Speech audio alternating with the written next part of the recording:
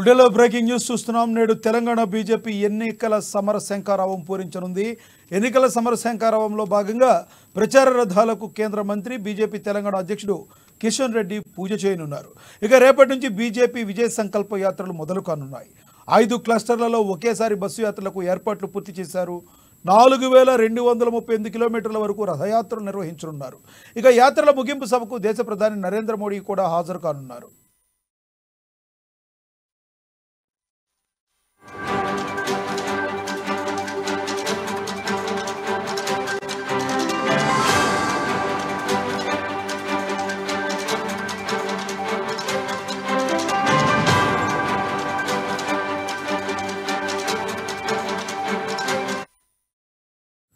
నేడు తెలంగాణ బీజేపీ ఎన్నికల సమరశంఖారావం పూరించనుంది. ఎన్నికల సమరశంఖారావంలో భాగంగా ప్రచార రథాలకు కేంద్ర మంత్రి బీజేపీ తెలంగాణ అధ్యక్షుడు కిషన్ రెడ్డి పూజ చేయనున్నారు. ఇక రేపటి నుంచి బీజేపీ విజయ సంకల్ప యాత్రలు మొదలు కానున్నాయి. 5 క్లస్టర్లలో ఒకేసారి బస్సు యాత్రలకు ఏర్పాట్లు పూర్తి చేశారు. 4238 కిలోమీటర్ల వరకు రథయాత్రలు నిర్వహించనున్నారు. ఇక యాత్రల ముగింపు సభకు దేశ ప్రధాని నరేంద్ర మోడీ హాజరు కానున్నారు.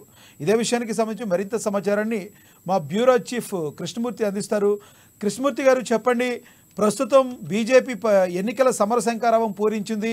తెలంగాణ రాష్ట్రంలో బీజేపీ అదేవిధంగా కాంగ్రెస్ మధ్య ప్రధానంగా ఎన్నికల సమరం అనేది జరగనుందంటారా?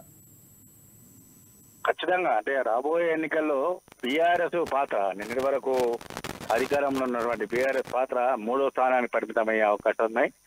ఈ ఎన్నికల్లో కాంగ్రెస్ వర్సెస్ బీజేపీ అన్నట్టుగా ముఖాముఖి పోటీ ఎక్కువ చోట్ల ఉండే అవకాశం ఉంది.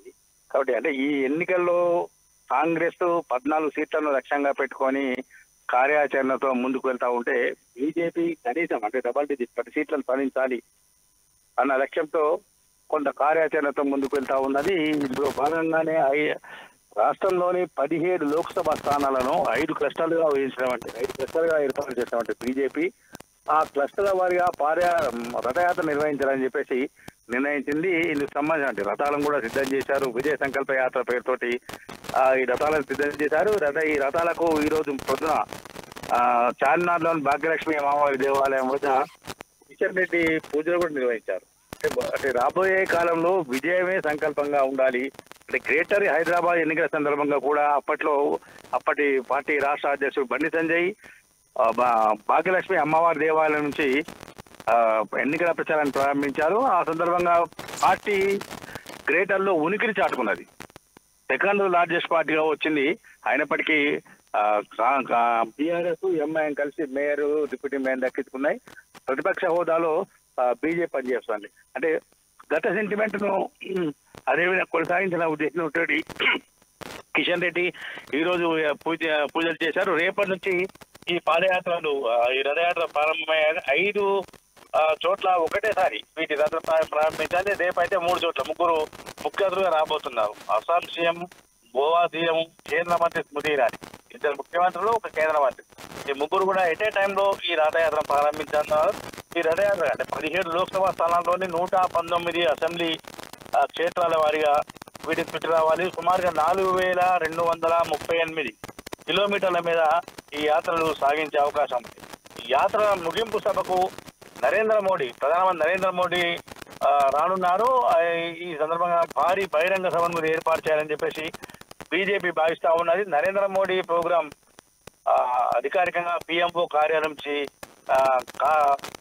ఖరారు కాగానే అందుకు సంబంధించిన ఏర్పాట్లు చేసే అవకాశం ఉంది. ఈ యాత్రకు కేంద్ర మంత్రి అంటే పార్టీ రాష్ట్ర అధ్యక్షుడు కిషన్ రెడ్డితో పాటు కరీంనగర్ ఎంపీ బండి సంజయ్, మన ఓబీసీ మోర్చా జాతీయ అధ్యక్షుడు, పార్టీ పార్లమెంటరీ బోర్డు సభ్యుడు డాక్టర్ కె లక్ష్మణ్, తర్వాత పార్టీ జాతీయ ఉపాధ్యక్షులు డికే అన్న, కార్యవర్గ సభ్యులు, జాతీయ కార్యవర్గ సభ్యులు ఈటల రాజేందర్, వీళ్ళు ఆయా కష్టాలలో వీళ్ళు పాదయాత్ర నిర్వహించే అవకాశం ఉన్నాయి. అంటే ఈ సందర్భంగా కృష్ణమూర్తి గారు, అయితే గత అసెంబ్లీ ఎన్నికల్లో బీజేపీ అంతకుముందు 2018లో జరిగిన అసెంబ్లీ ఎన్నికల్లో అంతగా సాధించలేదు అసెంబ్లీ సీట్లు. మరి 2023లో కొంత అంతకంటే బెటర్గా సాధించింది. మరి ఇప్పుడు రానున్న పార్లమెంట్ ఎన్నికల్లో అంతకుముందు మీద బెటర్గా ఏమన్నా ఎంపీ సీట్లు సాధించే అవకాశం కనబడుతుందా బీజేపీ? కొమ్రం భీం క్లస్టర్ నుంచి అక్కడ ఆదిలాబాద్ జిల్లా ముదోల్లో అస్సాం సీఎం హిమంత బిశ్వ శర్మ బస్సు యాత్రను ప్రారంభించే అవకాశం ఉన్నాయి. అంటే రాజేశ్వరి క్లస్టర్ వికారాబాద్ జిల్లా తాండూరులో గోవా ముఖ్యమంత్రి ప్రమోద్ సావంత్ ఈ యాత్రను ప్రారంభిస్తారు. అదేవిధంగా భాగ్యలక్ష్మి జిల్లా అంటే క్లస్టర్ లో భువనగిరిలో ప్రారంభమయ్యే బస్సు యాత్రను 2-3 పార్లమెంట్ నియోజకవర్గాలు చేస్తూ ఉంటారు. ఈ రకంగా ఎక్కడికెక్కడ కేంద్ర మంత్రులు ముఖ్యమంత్రులు ఈ కార్యక్రమాల్లో రోజువారీగా పాల్గొనేందుకు కూడా కొంత యోజన చేశారు. ఎవరెవరు వస్తారని ఎప్పటికప్పుడు అంటే కేంద్రంలో ప్రస్తుతం ఉన్న పరిస్థితిలో మంత్రులు చివరి క్షణంలో మంత్రుల షెడ్యూల్తో కూడా మార్పులు వస్తా ఉన్నాయి. కాబట్టి ఇప్పుడే ప్రకటించి రావట్లేదు రద్దు చేశారని చెప్పుకోవడం కన్నా అప్పటికప్పుడు ప్రకటిద్దామనే ఉద్దేశంతో ఉన్నటువంటి బీజేపీ నాయకత్వం అందుకు సంబంధించినటువంటి ఏర్పాట్లను గుర్తు చేస్తా ఉన్నాయి. కేంద్ర మంత్రులు ముఖ్యమంత్రులు అవసరమైతే మరోసారి యూపీ ముఖ్యమంత్రి యోగి ఆదిత్యనాథ్ అతను కూడా ఈ యాత్ర సందర్భంగా ఏదో ఒక చోట రాష్ట్రంలోని ఏదో ఒకటి 1-2-3 నియోజకవర్గాలు అంటే పర్యటించే అవకాశం లేదని చెప్పేసి తెలుస్తా ఉన్నాను. Thank you Krishnamurthy.